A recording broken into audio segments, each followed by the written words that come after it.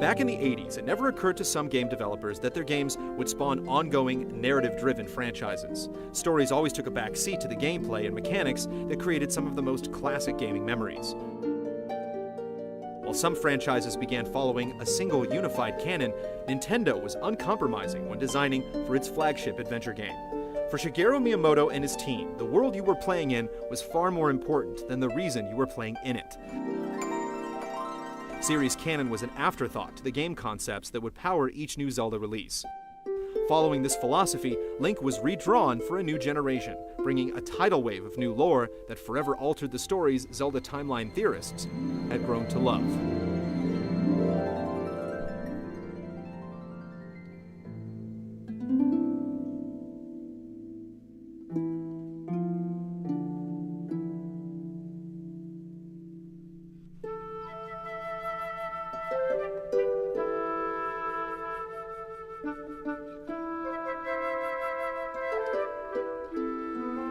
In 2003, Nintendo opened the floodgates and revealed The Wind Waker, and showed players a drastically re-envisioned Hyrule.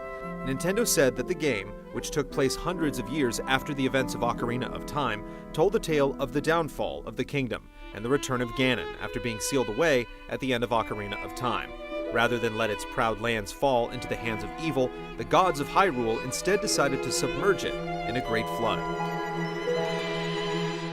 Several generations later, Ganon used the Triforce of Power, broke free from his prison below the waves, and sought the means to unify the Triforce and make his dark wishes come true.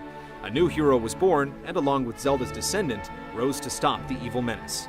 In the end, the Triforce washed away the remnants of Hyrule once and for all, and brought what appeared to be a conclusive end to the ancient kingdom. The finale was a confusing twist for timeline theorists. Ganon was defeated when Link thrust the Master Sword into his head, and the blade was washed away in the Dark Abyss along with the rest of Hyrule. With the kingdom submersed in water, it was tough to rationalize it as a setting for future games. How is the Master Sword found in the middle of the Lost Woods in A Link to the Past? Some theorists speculated that there would be a game in the future that would fill these perceived plot holes.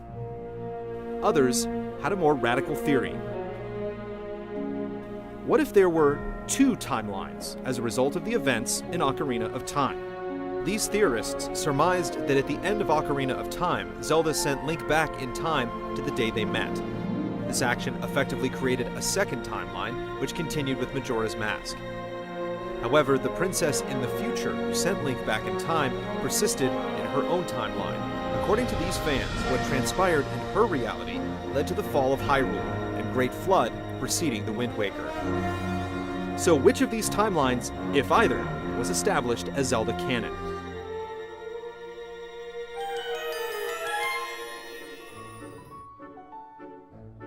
An interview with the minds behind The Legend of Zelda proved to be elusive.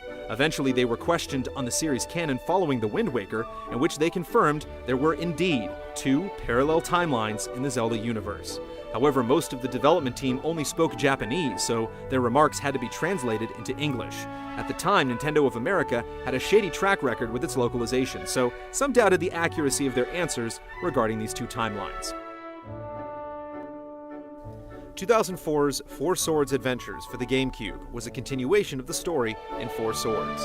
Vati broke free from his imprisonment within the Four Sword, and it was up to Link to defeat the Wind Mage once again. After finally confronting the villain, Ganon emerged from the shadows and revealed himself as the true culprit. Teaming up with Zelda, Link thwarted Ganon's scheme and restored peace.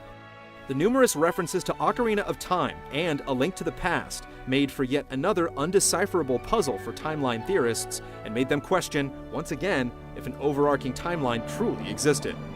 Nintendo followed up Four Swords Adventures with the Minish Cap for the Game Boy Advance. The game was a prequel to Four Swords, revealing the origins of Vati.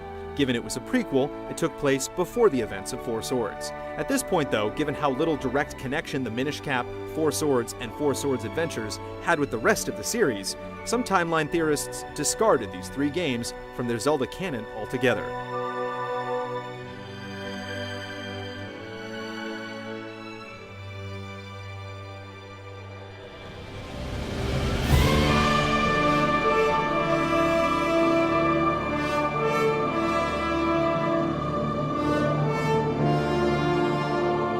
the ongoing Legend of Zelda took a dark turn in the events of 2006's Twilight Princess. In the game's backstory, Ganon was banished to another dimension called the Twilight Realm, but generations later, he managed to break free. A new Link and Zelda joined forces with Midna, the deposed princess of the Twilight Realm, and the trio vanquished Ganon. Nintendo maintained that both The Wind Waker and Twilight Princess were sequels to Ocarina of Time, which, given the drastically differing settings of both games, made a single timeline implausible for timeline theorists. Supporters of the split timeline were vindicated when Eiji Onuma came forth after the game's release and confirmed once and for all that there were two Zelda timelines. The history of Hyrule forked in two different directions at the end of Ocarina of Time.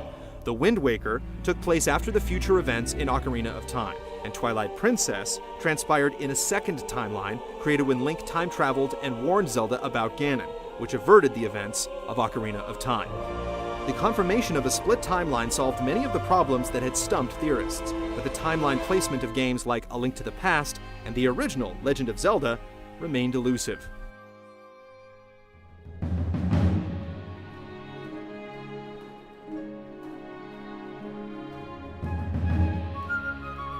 Nintendo brought the flooded Hyrule timeline back into focus with its next two releases. 2007's Phantom Hourglass was a direct sequel to The Wind Waker, where Link and Zelda were in the middle of their journey to find a new land when they came across a mysterious ghost ship.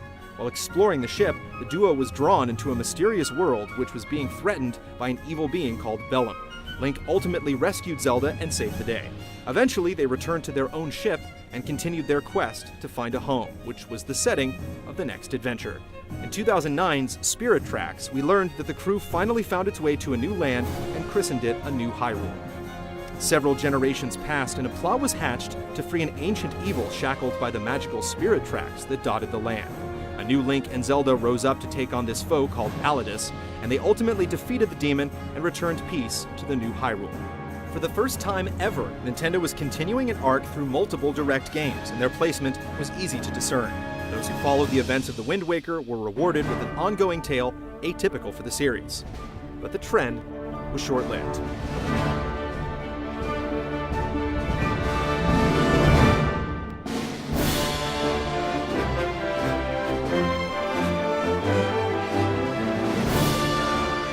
In 2011, Nintendo released the latest entry in the series, Skyward Sword. For a long time, theorists speculated where the game took place in their timeline, and some hoped it would fill in some of its gaps.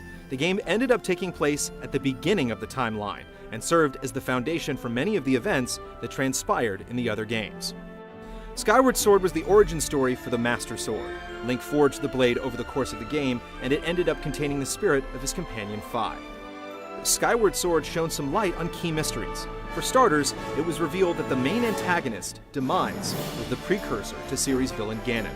Demise promised his spirit would endure and that he'd be reincarnated. We also learned that there was a goddess named Hylia, who after a great war sacrificed her divine powers and became the mortal Zelda. This explained why the long line of those who bore the name Zelda had divine powers and guarded the Triforce.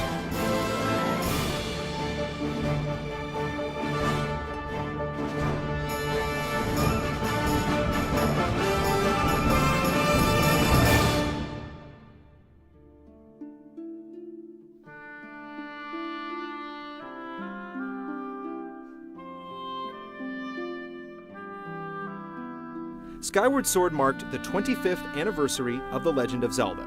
To some, the games were classic stories of a damsel in distress, but to Zelda timeline theorists, it was a mythology that spanned thousands of years and alternate realities. For decades, rationalizing Zelda's continuity was a daunting task for those who took it upon themselves to find meaning in what many argued were just discrete games not meant to construct a single canonical timeline. Shigeru Miyamoto's philosophy of putting design and gameplay before story made these games classics, but to theorists, questions haunted their experience with each new release. Was there an official Zelda timeline? How could it possibly fit together? Would the franchise live up to its name and be just a series of legends loosely connected by an enduring mythos?